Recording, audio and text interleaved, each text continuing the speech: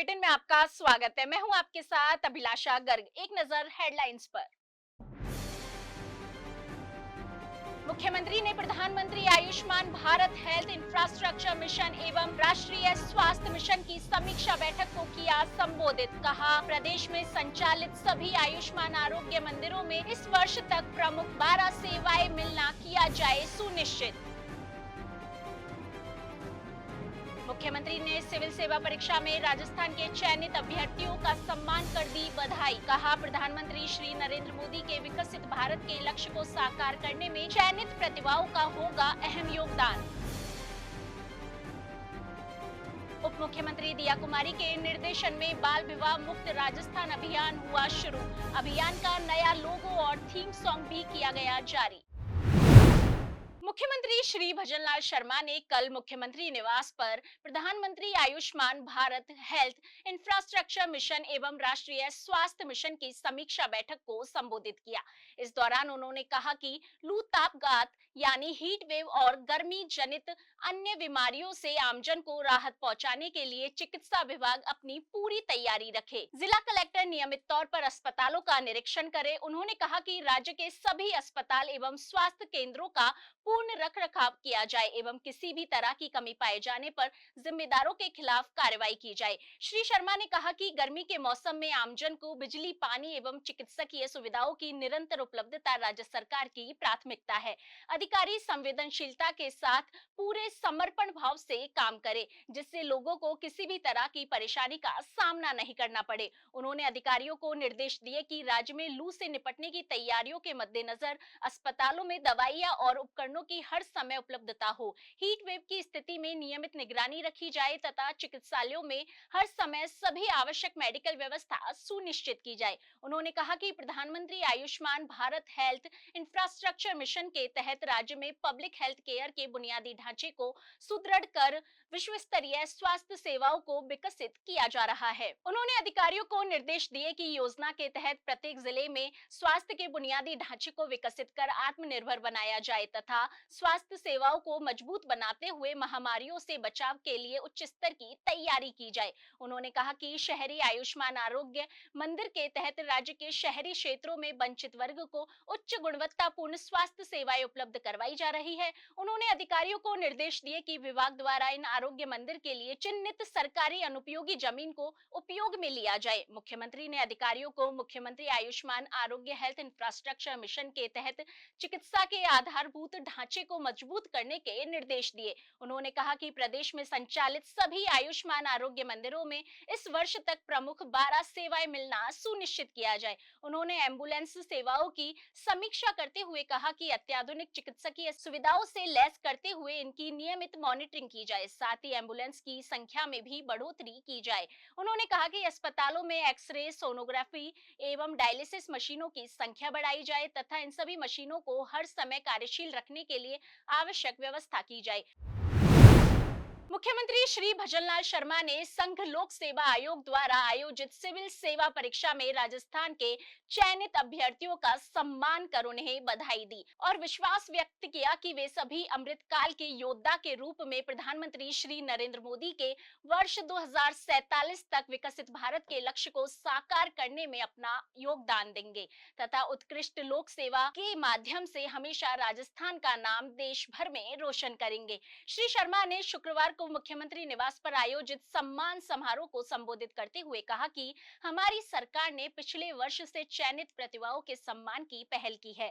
देश की सबसे कठिन परीक्षाओं में से एक माने जाने वाली यह परीक्षा पास करके प्रदेश के युवाओं ने अपने माता पिता के साथ ही क्षेत्र और पूरे प्रदेश का नाम रोशन किया है। उन्होंने कहा कि इस सफलता के बाद जीवन में बेहतर कार्य करते हुए परिजनों की खुशी के भाव को जीवन में आगे भी बनाए रखे। मुख्यमंत्री ने कर्ता के आगे हारे करतार उक्ति का उल्लेख करते हुए कहा कि किसी भी कार्य में सफलता पाने के लिए कठिन परिश्रम करना पड़ता है तथा दृढ़ संकल्प के साथ की गई मेहनत से सफलता अवश्य मिलती है। उन्होंने कहा कि इस प्रतिष्ठित परीक्षा में सफलता के बाद भी चयनित युवाओं के जीवन में नए परिश्रम का दौर शुरू होगा, क्योंकि राष्ट्र निर्माण और गरीब कल्याण में लोक सेवक की महत्वपूर्ण भूमिका होती है। उन्होंने जीवन में विनम्रता एवं धैर्य को अपनाते हुए आमजन की आकांक्षाओं को पूरा करने का आह्वान किया। श्री शर्मा ने कहा कि लोक सेवक प्रशासन के कर्णधार है तथा लोक सेवा का महत्व हमारे समाज और राष्ट्र के लिए असीमित है।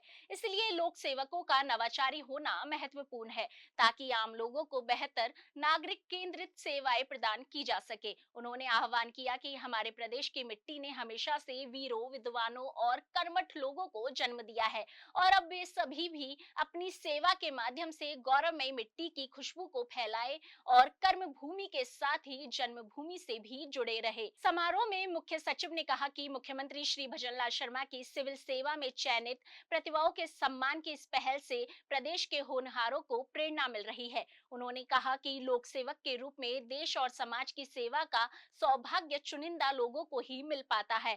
महानिदेशक पुलिस ने कहा कि अपने सेवा काल में हमेशा गरीब कल्याण को प्राथमिकता दे और अपनी सफलता में माता पिता और परिजनों के योगदान को कभी नहीं भूले।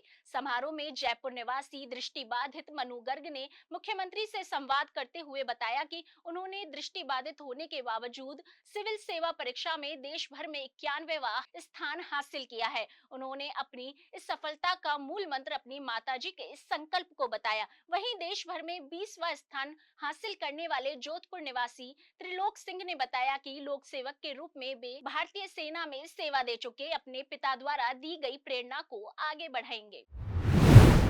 मुख्यमंत्री श्री भजनलाल शर्मा ने सोशल मीडिया संदेश पर लिखा, विजयपुरा की मुस्कान कुमावत अपने दृढ़ संकल्प और परिश्रम से स्वावलंबी बनी है। RSCIT पाठ्यक्रम से अर्जित कौशल और राज्य सरकार के सहयोग से उन्होंने अपनी योग्यता को सिद्ध किया।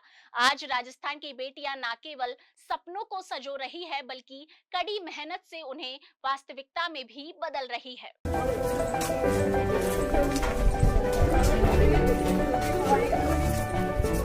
माय नेम इज़ मुस्कान कुमावत। मैं विजयपुरा विलेज से बिलोंग करती हूँ। मैंने फ्री कोर्स किया है RSCIT, उससे मुझे बहुत ही हेल्प मिली है अपनी लाइफ में।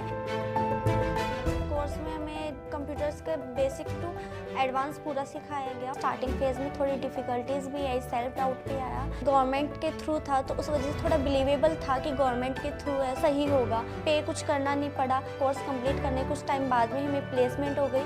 सो सब एक्सपेक्टेशंस से बढ़कर था और बहुत अच्छा था। गर्ल्स को बाहर निकलने के बाद में आइडिया लग रहा है कि स्किल्स डेवलपमेंट कैसे कर सकते हैं। गवर्नमेंट अभी इन प्रेजेंट में बहुत सपोर्ट कर रही है, तो ऐसा भी नहीं है कि उन्हें पे करना पड़ेगा हर चीज़ के लिए। अगर वो ट्राई करे तो वो अपने लाइफ में कुछ अच्छा कर सकती है, उनका लाइफस्टाइल चेंज हो सकता है। अब मेरा माइंडसेट ये है कि जो मेरे गोल्स है, जो मैंने सोचा है वो मैं कर सकती हूँ, because everything is possible, nothing is impossible.